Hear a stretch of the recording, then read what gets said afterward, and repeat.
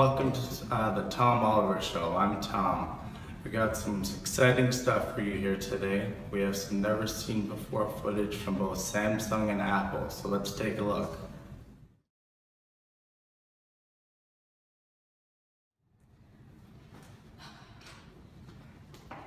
Yes, Madam President, how can I help you? Miss Vice President, do you know why I called you into my office today? We at Samsung are having such a huge problem with the market. I mean, look at Apple. We were the first to enter the market. We've always had a huge share in this market, and now Apple is just completely overtaking us. I mean, we've always been the leaders here. Their shares and customers are growing exponentially. What are we gonna do? Well, Madam President, just because we're the biggest electronics company, it doesn't mean that we'll always be at the top. We need to get back our competitive advantage, and then that's how we get back to the top. So you're saying all we have to do is be better than them?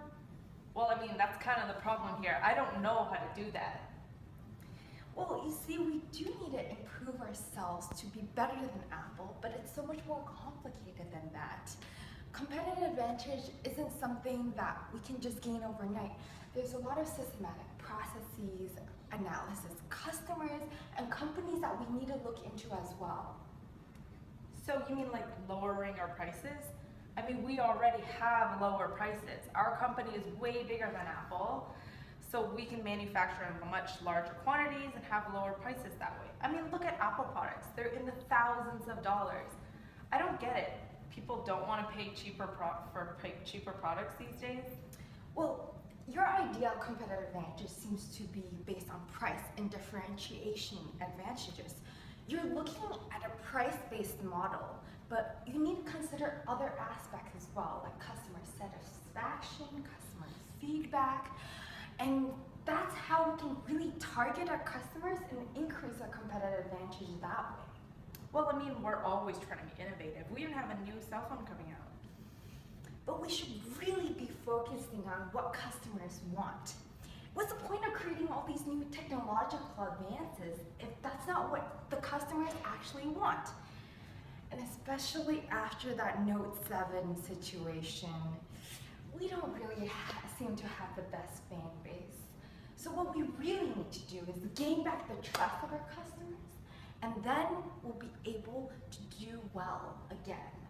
Apple is so unique, and that's why all these customers love them. So we need to find what makes us unique at Samsung. Well, I guess we don't have as much customer interactions as Apple does. I mean, look, they have Apple stores on every block, and that really helps with them distributing their products and getting help much easier. So do you think we should do something like that? So we should analyze what makes Apple unique and then apply to us? Well, we can't just focus on Apple. We need to focus on the new entrants as well. We never know if like a new startup or a new competitor is gonna spring their way into the market and just go to the top because they have a new innovative idea. That's how Microsoft became so big. They were just a new entrant with a great idea, and then they became the top of the market.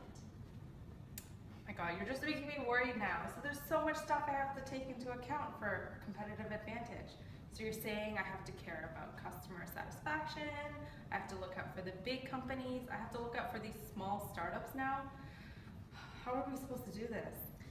Well, I think the first point is knowing that it's not just price and the size of company that matters.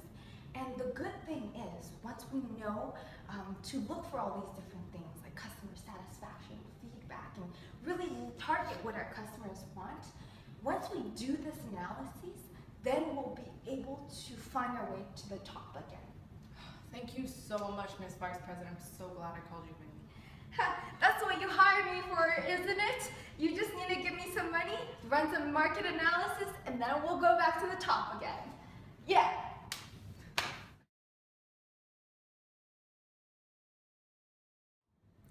I was reading an article online about Samsung's new Galaxy S8, scheduled to be released early this year.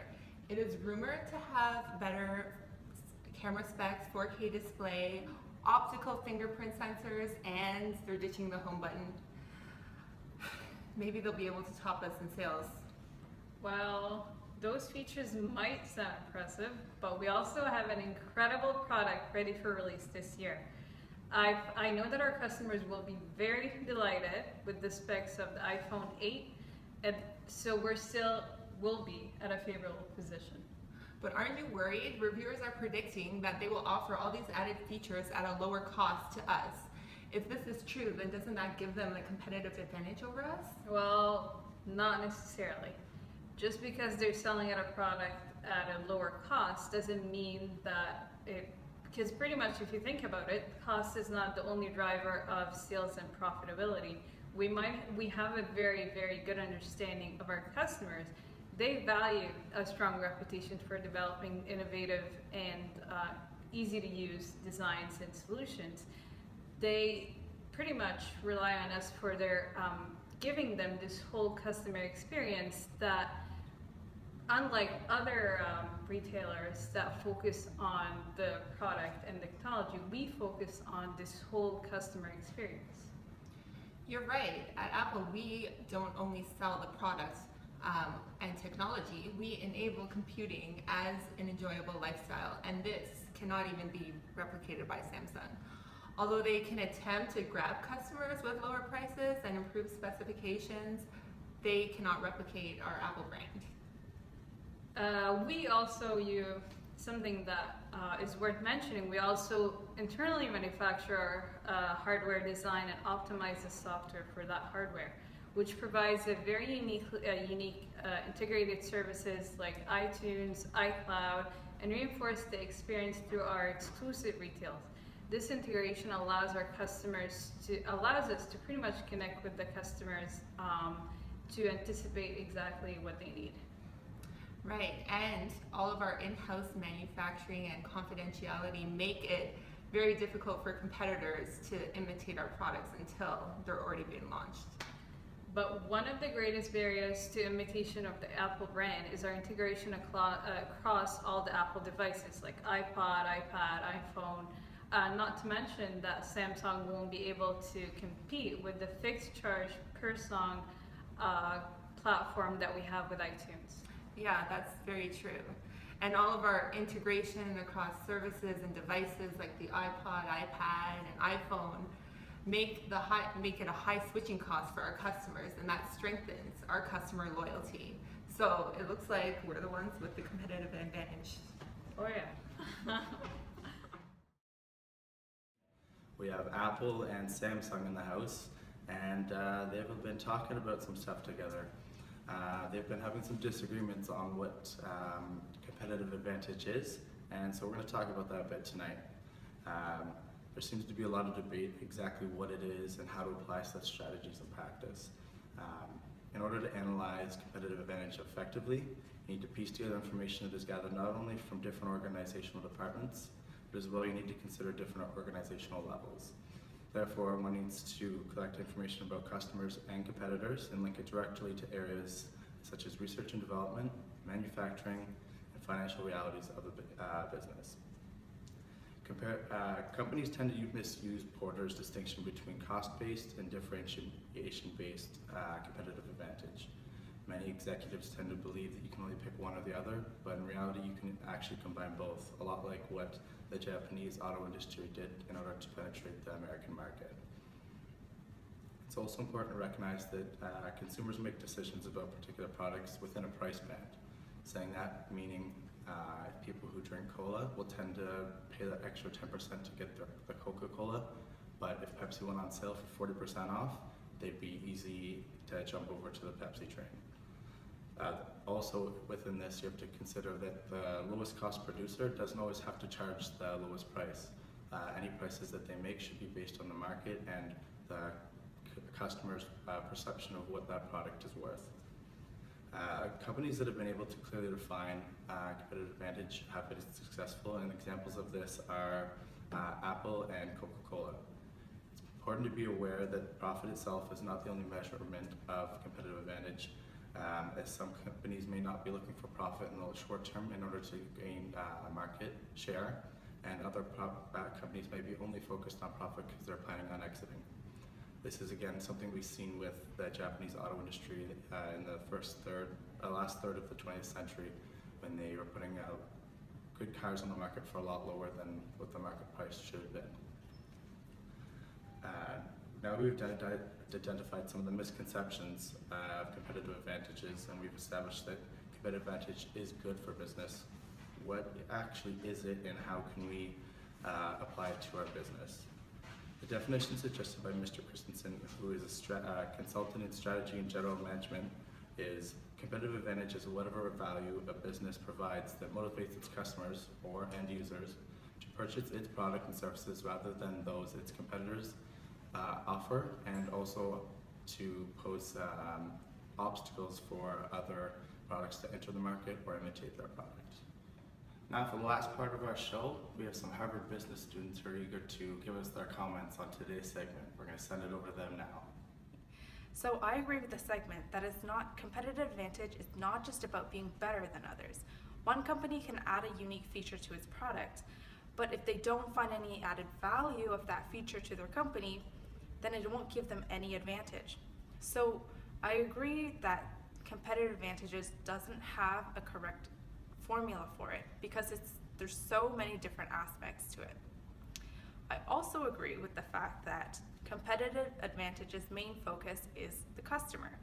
In the end, it's the customer who are buying our products and determining our success. So everything is really based on customer emotion and perception. And we can't really pinpoint how our company's competitive advantage is if we don't even know how our products are doing relative to our competitors. And of course, it's the customers that are determining how our competitors are doing. Now, Tom, I don't think you have some points right. You don't talk about sustaining your competitive advantage once you have it. I personally think there's two ways to sustain a competitive advantage. One of them is making it non-imitatable. For example, the amazing, vivid customer experience that Apple has, non-imitatable. Not by Samsung, not by anyone else. Another way is maybe making a patent. Maybe you'll get a bit of time before somebody makes what you make as well. The last way would be making something non-substitutable, which is even more difficult. Having a really rare product nobody else can replicate, really, really difficult. So I personally don't think you can even sustain competitive advantage at all. And another point you make, you mentioned previously in your article that competitive advantage should not be defined as an enabler of superior profitability. But if the definition of competitive advantage is what motivates customers to buy a product over their competitors, doesn't that naturally equate to increased profit?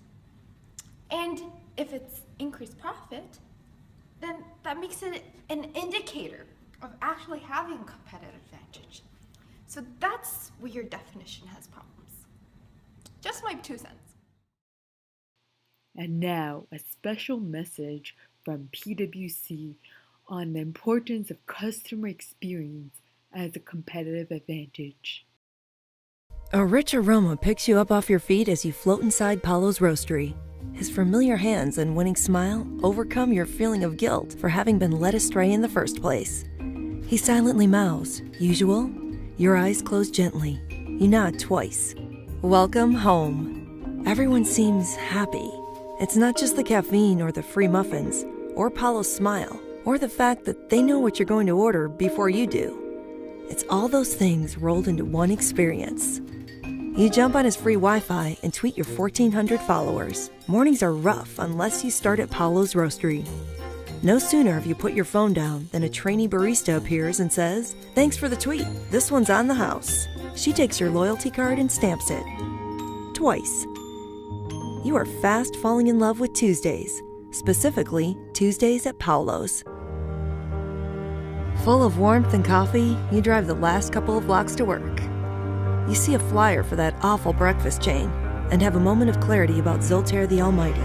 Maybe he hadn't had his training, and he was just finishing an unsupervised 12-hour shift. Maybe, like 3/4 of Americans, he's living with virtually no savings. Maybe he travels another hour just to get home. Maybe none of this is his fault, but it's too late. You're never going back there. In one beautifully ugly, freezing, warm, joyfully sad morning, your tired and time-poor eyes have seen all of life. You've had bad experiences, and you will tell people. You've had good experiences, and you have told people. Because you are just like a typical American too. You spend 10 or more hours a day looking at your computer or TV or your cell. You see around 1,200 marketing messages every single day. They're becoming wallpaper. They're everywhere, yet they are invisible. Your real-world experiences as a consumer are all that matter now. Because whatever it was that radio ad promised you, the reality simply didn't match up. Trust is gone, forever. But Paulo knows you as an individual. He makes you feel good. He makes sure even his newest employees understand what makes his business great. He doesn't sell cups of coffee. He sells his knowledge. He sells tranquility. He sells free Wi-Fi, free muffins, understanding, empathy, and armchairs. He uses your data to help you, not him. We all sell the antidote to cold, wet Tuesday mornings. Find out why your brand is only as strong as the experiences you create for your customers and how PwC can help.